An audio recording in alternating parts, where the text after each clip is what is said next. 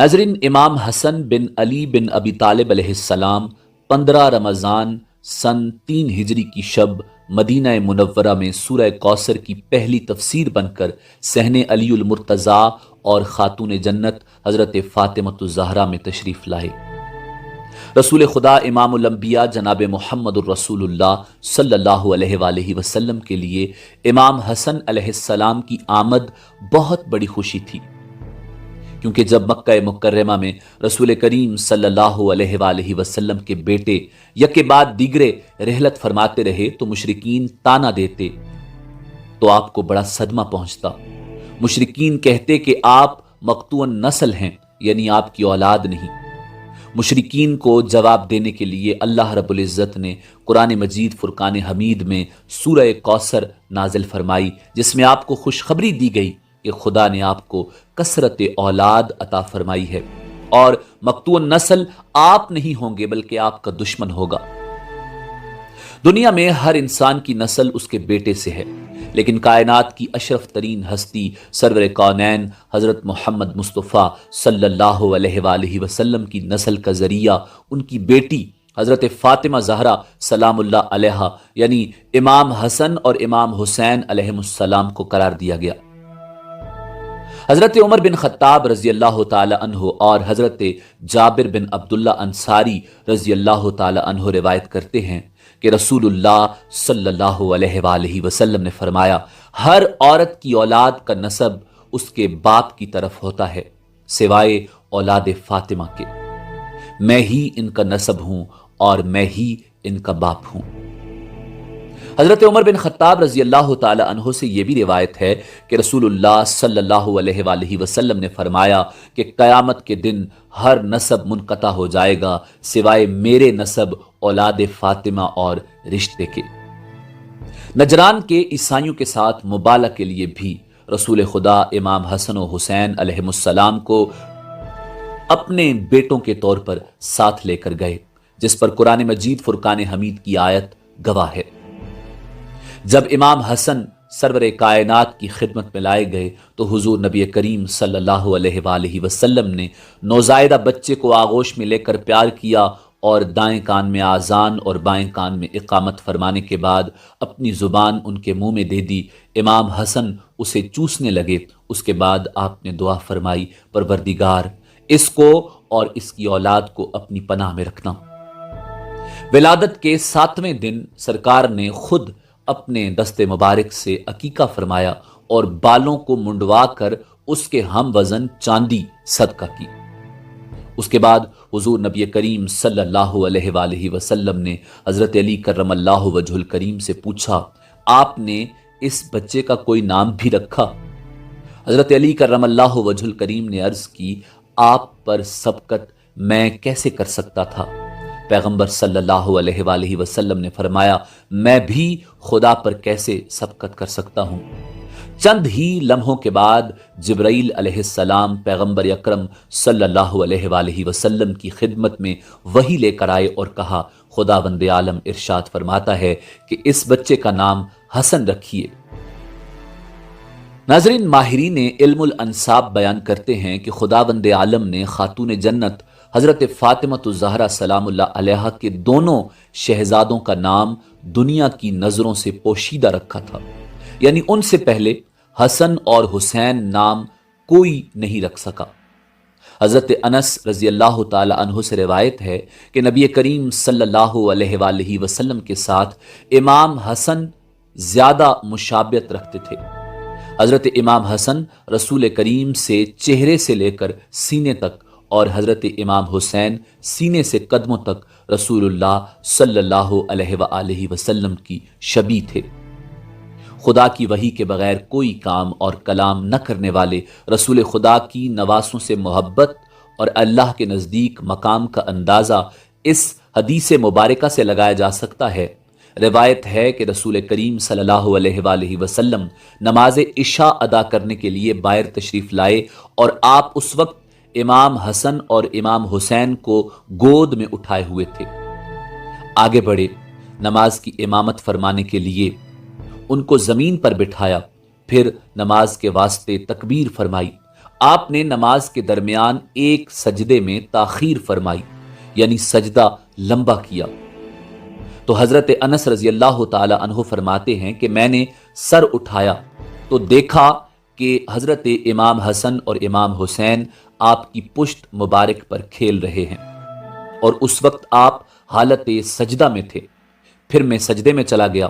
جس وقت آپ نماز سے فارغ ہو گئے تو لوگوں نے عرض کیا، یا رسول اللہ، آپ نے نماز کے دوران ایک سجدے میں تاخیر کیوں فرمائی؟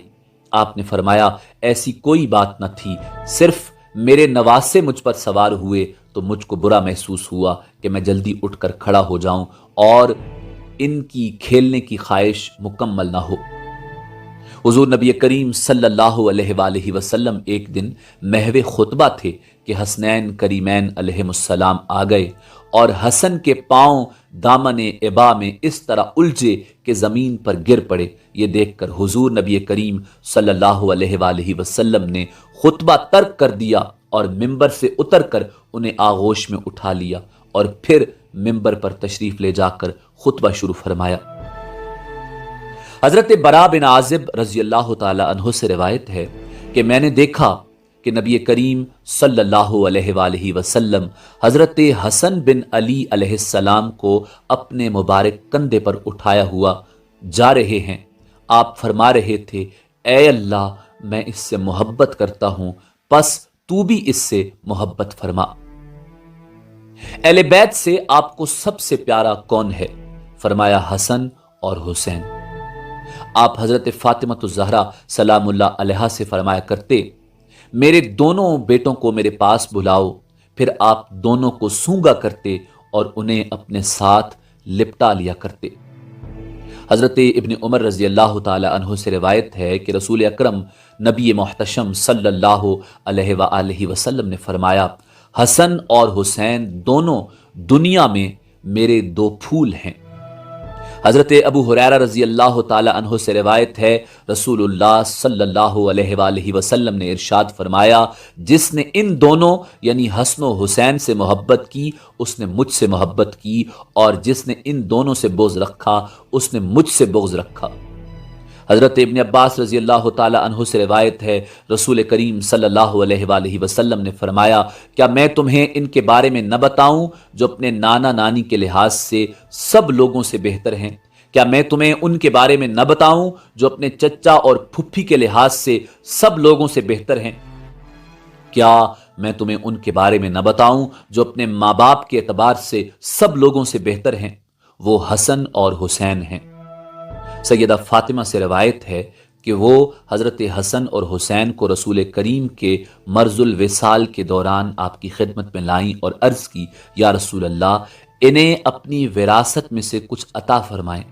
رسول کریم نے فرمایا، حسن میری ہیبت اور سرداری کا وارث ہے اور حسین میری جرت اور سخاوت کا وارث ہے۔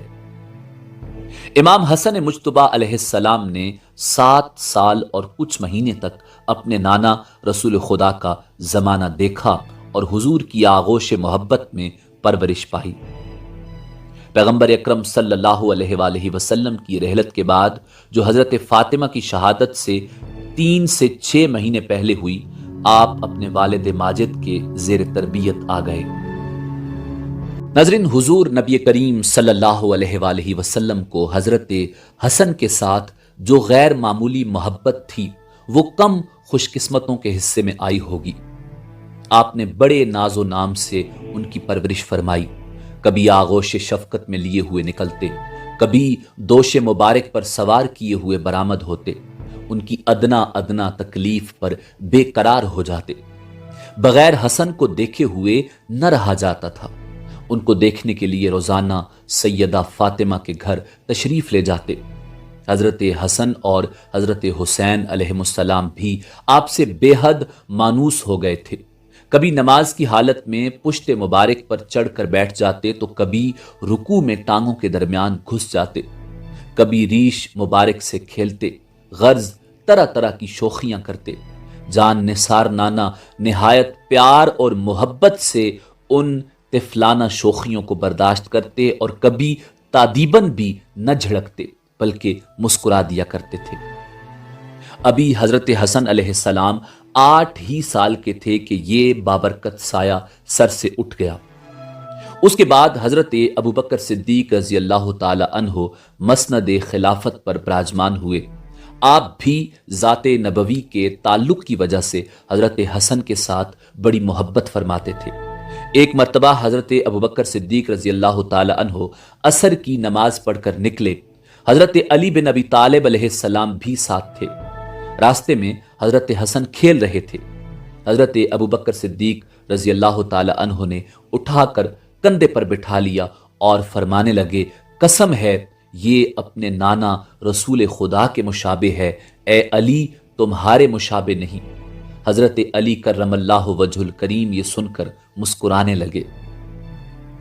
حضرت عمر فاروق رضی اللہ تعالی عنہ نے بھی اپنے زمانے میں دونوں بھائیوں کے ساتھ ایسا ہی محبت آمیز برتاؤ رکھا۔ چنانچہ جب آپ نے کبار صحابہ کرام رضوان اللہ تعالی علیہم اجمعین کے وظائف مقرر فرمائے تو گو حضرت حسن اس صف میں نہ آتے تھے، لیکن آپ کا بھی 5000 ماہانہ مقرر فرمایا۔ حضرت عثمان ابن عفان رضی اللہ تعالی عنہ نے بھی اپنے زمانے میں ایسا ہی شفقت آمیز طرز عمل رکھا۔ صدیقی اور فاروقی دور میں حضرت حسن اپنی کمسنی کے باعث کسی کام میں حصہ نہ لے سکتے تھے۔ حضرت عثمان کے دور میں پورے جوان ہو چکے تھے، چنانچہ اسی زمانے سے آپ کی عملی زندگی کا آغاز ہوتا ہے۔ اس سلسلے میں سب سے اول طبرستان کی فوج کشی میں مجاہدانہ شریک ہوئے۔ یہ فوج کشی سعید بن العاص کی ماتحتی میں ہوئی تھی۔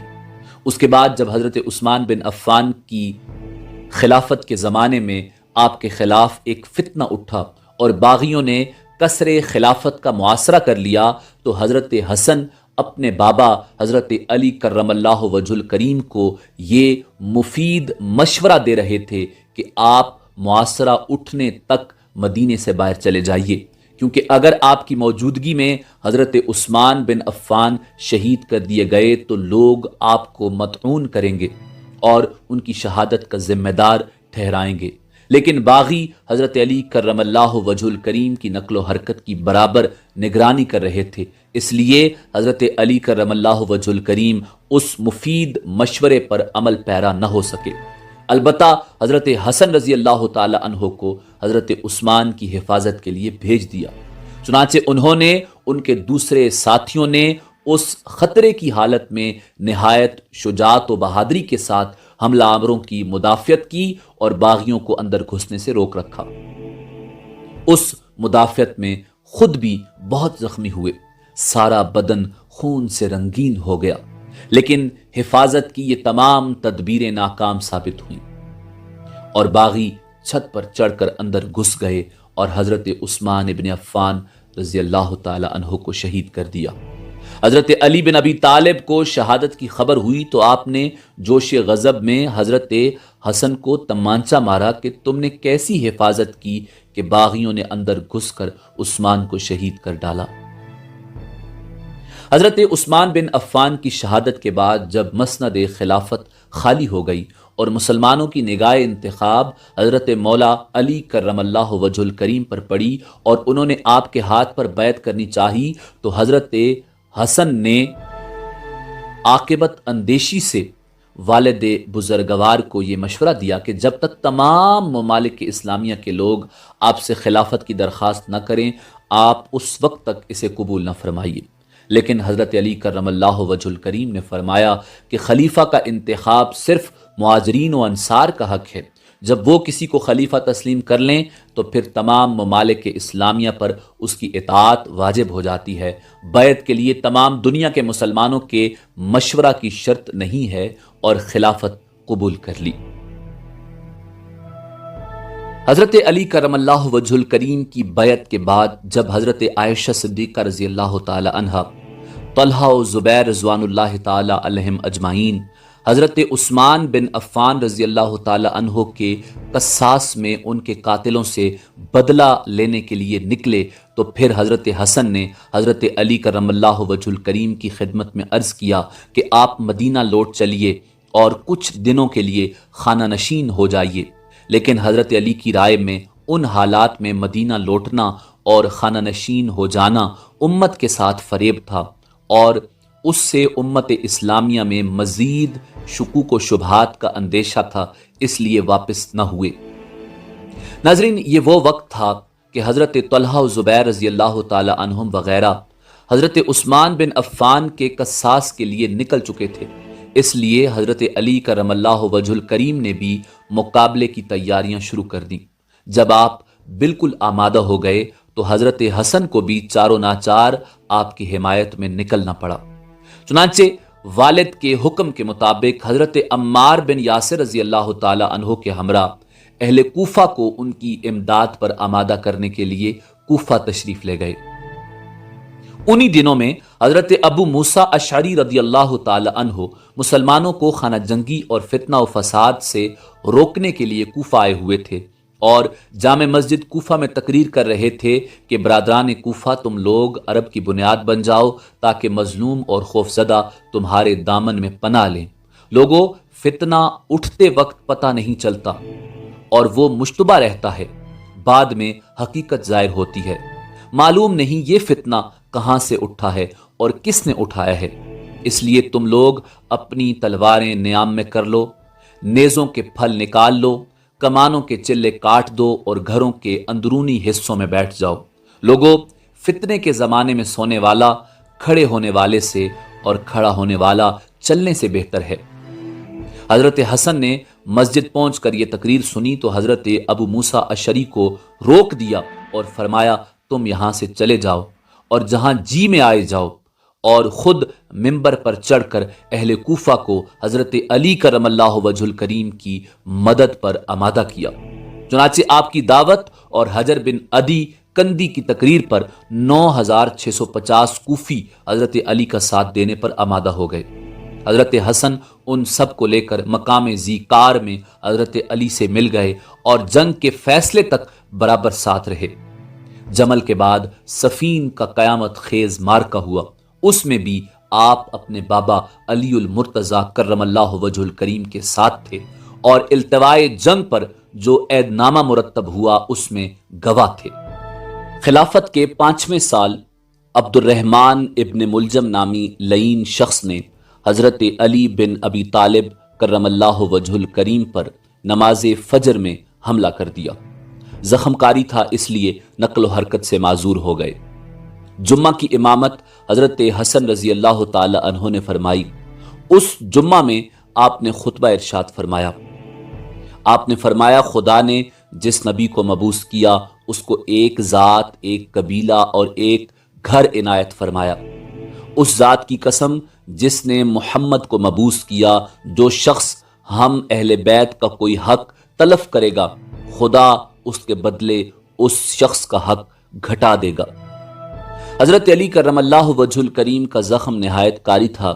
جب بچنے کی کوئی امید باقی نہ رہی تو بعض لوگوں نے آپ سے حضرت حسن کی آئندہ جانشینی اور خلافت کے بارے میں سوال کیا۔ آپ نے فرمایا، نہ میں حکم دیتا ہوں اور نہ روکتا ہوں۔ زخمی ہونے کے تیسرے دن حضرت علی کرم اللہ وجہ الکریم شہادت کے اعلیٰ مرتبے پر فائز ہوئے۔ حسنین کریمین اور آل جعفر نے آپ کو غسل دیا۔ حضرت حسن نے اپنے بابا علی المرتضیٰ کرم اللہ وجہ الکریم کی نماز جنازہ پڑھائی اور نماز فجر سے قبل آپ کا جسد خاکی مقام رے میں جامع مسجد کے متصل سپرد رب جلیل کر دیا گیا۔ حضرت علی کرم اللہ وجہ الکریم کی شہادت کے بعد حضرت امیر معاویہ بن ابو سفیان رضی اللہ تعالی عنہ کے مقبوضہ علاقے کے علاوہ باقی سارے ملک کی نظریں حضرت حسن بن علی علیہ السلام کی طرف تھیں۔ چنانچہ بابا کی تدفین سے فراغت کے بعد آپ جامع مسجد تشریف لائے۔ مسلمانوں نے بیعت کے لیے ہاتھ بڑھائے۔ آپ نے ان سے بیعت لی اور بیعت کے بعد آپ نے ارشاد فرمایا، لوگو، کل تم سے ایک ایسا شخص بچھڑا ہے کہ نہ اگلے اس سے بڑھ سکے اور نہ پچھلے اس کو پا سکیں گے۔ رسول اللہ اس کو اپنا علم دے کر لڑائیوں میں بھیجتے تھے، وہ کبھی کسی جنگ سے ناکام نہیں لوٹا۔ اس نے 700 درم کے سوا جو اس کی مقررہ تنخواہ سے بچ رہے تھے سونے چاندی کا کوئی ذرہ تک نہیں چھوڑا۔ یہ درم بھی ایک خادم خریدنے کے لیے جمع کیے تھے۔ اس بیعت اور تقریر کے بعد حضرت حسن رضی اللہ تعالی عنہ مسند خلافت پر جلوہ افروز ہوئے۔ جناب امیر علی المرتضیٰ کرم اللہ وجہ الکریم اور امیر معاویہ بن ابو سفیان رضی اللہ تعالی عنہ میں بہت قدیم اختلاف چلا آ رہا تھا۔ امیر معاویہ بن ابو سفیان رضی اللہ تعالی عنہ ان کی زندگی ہی میں عالم اسلام پر حکومت کرنے کا خواب دیکھ رہے تھے، لیکن جناب علی المرتضیٰ کرم اللہ وجہ الکریم کی زندگی میں یہ خواب پورا نہ ہوا۔ آپ کی شہادت کے بعد امیر معاویہ بن ابو سفیان رضی اللہ تعالی عنہ کا یہ جذبہ نہایت شدت کے ساتھ ابھر آیا۔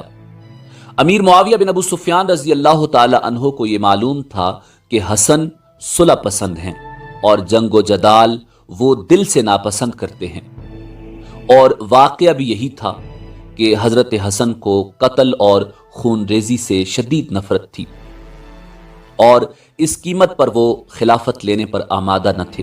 چنانچہ آپ نے پہلے ہی یہ طے کر لیا تھا کہ اگر اس کی نوبت آئی تو امیر معاویہ بن ابو سفیان سے اپنے لیے کچھ مقرر کرا کے خلافت سے دستبردار ہو جائیں گے۔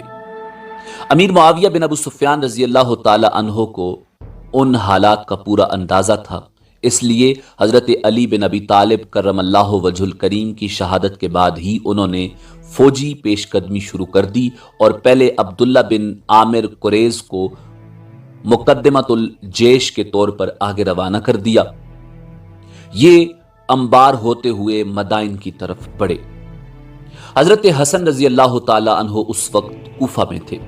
آپ کو عبداللہ بن عامر کی پیش قدمی کی خبر ہوئی تو آپ بھی مقابلے کے لیے کوفہ سے مدائن کی طرف بڑھے۔ سابات پہنچ کر اپنی فوج میں کمزوری اور جنگ سے پہلو تہی کے آثار دیکھے، اس لیے اسی مقام پر رک کر آپ نے فرمایا، میں کسی مسلمان کے لیے اپنے دل میں کینہ نہیں رکھتا اور تمہارے لیے بھی وہی پسند کرتا ہوں جو اپنے لیے پسند کرتا ہوں۔ تمہارے سامنے ایک رائے پیش کرتا ہوں، امید ہے کہ اسے مسترد نہ کرو گے۔ جس اتحاد و یکجہتی کو تم ناپسند کرتے ہو وہ اس تفرقہ اور اختلاف سے کہیں افضل و بہتر ہے جسے تم چاہتے ہو۔ میں دیکھ رہا ہوں کہ تم میں سے اکثر اشخاص جنگ سے پہلو تہی کر رہے ہیں اور لڑنے سے بزدلی دکھا رہے ہیں۔ میں تم لوگوں کو تمہاری مرضی کے خلاف مجبور کرنا نہیں چاہتا۔ یہ خیالات سن کر لوگ سناٹے میں آ گئے اور ایک دوسرے کا منہ تکنے لگے۔ اگرچہ کچھ لوگ جنگ سے پہلو تہی کر رہے تھے، تاہم بہت سے خارجی عقائد کے لوگ جو آپ کے ساتھ تھے وہ معاویہ بن ابو سفیان رضی اللہ تعالی عنہ سے لڑنا فرض عین سمجھتے تھے۔ انہوں نے جب یہ رنگ دیکھا تو حضرت علی کی طرح حضرت حسن کو بھی برا بلا کہنے لگے اور ان کی تحقیر کرنی شروع کر دی، اور جس مسلح پر آپ تشریف فرماتے تھے حملہ کر کے اسے چھین لیا اور پیراہن مبارک کھسوٹ کر گلے سے چادر کھینچ لی۔ حضرت حسن نے یہ برہمی دیکھی تو گھوڑے پر سوار ہو گئے اور ربیعہ و حمدان کو آواز دی۔ انہوں نے بڑھ کر خارجیوں کے نرغے سے چھڑایا اور آپ سیدھے مدائن روانہ ہو گئے۔ راستے میں جرا بن قبیصہ خارجی حملہ کی طاق میں چھپا ہوا تھا۔ حضرت حسن جیسے ہی اس کے قریب سے ہو کر گزرے، اس نے حملہ کر کے زانو مبارک زخمی کر دیا۔ عبداللہ بن خطل اور عبداللہ بن زبیان نے جو امام کے ساتھ تھے جرا کو پکڑ کر اس کا کام تمام کر دیا، اور حضرت حسن مدائن جا کر قصر ابیض میں قیام پذیر ہو گئے اور زخم بھرنے تک ٹھہرے رہے۔ شفایاب ہونے کے بعد پھر عبداللہ بن عامر کے مقابلے کے لیے تیار ہو گئے۔ اس دوران حضرت امیر معاویہ بن ابو سفیان بھی انبار پہنچ چکے تھے اور قیس بن عامر کو جو حضرت حسن کی طرف سے یہاں متعین تھے گھیر لیا تھا۔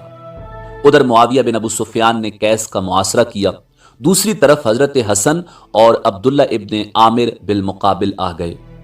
عبداللہ اس موقع پر یہ چال چلا کہ حضرت حسن کی فوج کو مخاطب کر کے کہا کہ اے عراقیو، میں خود جنگ نہیں کرنا چاہتا، میری حیثیت صرف معاویہ بن ابو سفیان کے مقدمۃ الجیش کی ہے اور وہ شامی فوجیں لے کر خود انبار تک پہنچ چکے ہیں، اس لیے حسن کو میرا سلام کہہ دو اور میری جانب سے یہ پیام پہنچا دو کہ ان کو اپنی ذات اور اپنی جماعت کی قسم جنگ ملتوی کر دیں۔ حضرت حسن بن علی علیہ السلام کے ہمراہیوں نے اس کا پیام سنا تو انہوں نے جنگ کرنا مناسب نہ سمجھا اور پیچھے ہٹنے لگے۔ حضرت حسن نے اسے محسوس کیا تو وہ پھر مدائن لوٹ گئے۔ آپ کے مدائن چلے آنے کے بعد عبداللہ بن عامر کو موقع مل گیا، اس نے بڑھ کر مدائن میں گھیر لیا۔ حضرت حسن پہلے ہی سے امیر معاویہ بن ابو سفیان سے صلح کرنے پر آمادہ تھے۔ اپنے ساتھیوں کی بزدلی اور کمزوری کا تجربہ کرنے کے بعد جنگ کا خیال بالکل ترک کر دیا اور چند شرائط پر امیر معاویہ بن ابو سفیان کے حق میں خلافت سے دست برداری کا فیصلہ کر لیا، اور یہ شرائط عبداللہ بن عامر کے ذریعے امیر معاویہ بن ابو سفیان کے پاس بھجوا دیے، جو یہ تھے: نمبر 1، کتاب اللہ، سنت رسول اللہ اور سیرت خلفائے راشدین پر عمل درآمد کرنا ہوگا۔ نمبر 2، کوفہ کے بیت المال سے 5000 درم حضرت حسن رضی اللہ تعالی عنہ کے ہوں گے اور دارالابجرد کا خراج انہیں ملے گا۔ نمبر 3، ہر اسود و احمر کو امان دی جائے گی، یعنی عام رعایا کو امان ہوگی۔ نمبر 4، حضرت معاویہ بن ابو سفیان کے بعد خلیفہ کا تقرر شورا کے فیصلے پر موقوف ہوگا۔ حضرت امام حسن رضی اللہ تعالی عنہ اور حضرت امیر معاویہ بن ابو سفیان رضی اللہ تعالی عنہ کی مصالحت کے بعد عمر بن العاص رضی اللہ تعالی عنہ نے، جو امیر معاویہ رضی اللہ تعالی عنہ کے ہمراہ تھے، ان سے کہا کہ مناسب یہ ہے کہ مجمع عام میں حسن سے دست برداری کا اعلان کرا دو تاکہ لوگ خود ان کی زبان سے اس کو سن لیں۔ مگر امیر معاویہ رضی اللہ تعالی عنہ مزید حجت مناسب نہ سمجھتے تھے، اس لیے پہلے اس پر آمادہ نہ ہوئے، مگر جب عمر بن العاص رضی اللہ تعالی عنہ نے بہت زیادہ اصرار کیا تو انہوں نے حضرت حسن رضی اللہ تعالی عنہ سے درخواست کی کہ وہ برسر عام دست برداری کا اعلان کر دیں۔ امیر معاویہ رضی اللہ تعالی عنہ کی اس فرمائش پر حضرت حسن رضی اللہ تعالی عنہ نے مجمع عام میں تقریر فرمائی اور فرمایا: لوگو، خدا نے ہمارے اگلوں سے تمہاری ہدایت اور پچھلوں سے تمہاری خون ریزی کرائی۔ دانائیوں میں بہتر دانائی تقوی اور کمزوریوں میں سب سے بڑی کمزوری بدعمالیاں ہیں۔